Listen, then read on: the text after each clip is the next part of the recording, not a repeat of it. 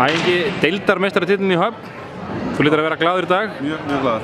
Við áttum hérna mjög erfitt uppdráttar í dag og mér fannst svona Neistil bara, hann var ekki með okkur til að byrja með en við náðum að kveikja á honum og komum tilbaka eftir bröðsöðu byrjun og náðum að stjórna svona okkur sjálfum og það var nóg einn dag, þetta fínu liði Grindavíkur. Ertu sáttur svona við tímabilið í heild? Já, ég get ekki að vera sáttur með það. Við erum búin að vera svona í sveiflum í vetur en hérna núna við þurfum öll að stíga upp núna. Við höfum leik eftir móti Keflavík heima og við ætlum að verja heimavöllinn þar, þannig að hérna svo er bara að byrja fjörið.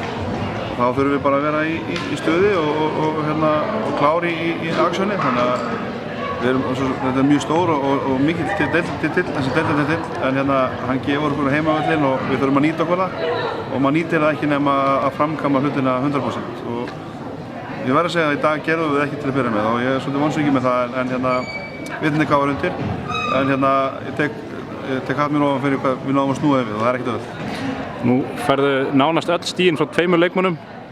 Er þetta eitthvað áhyggjuefni eða bara svona tilfallandi? Já, þetta er ekki eins og við viljum hafa það en Berglind náttúrulega, hún dróð náttúrulega bara okkur í land þarna til að byrja með og það var bara frábær á báðum endum og hérna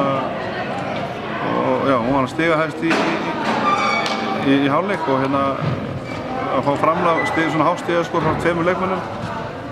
Það er ekki það sem er okkar upplegg en það var raunin í dag og við tökum því, við viljum bara vinna og hvernig sem við fyrir að því að vinna þá erum við sáttir síðan 2 og hérna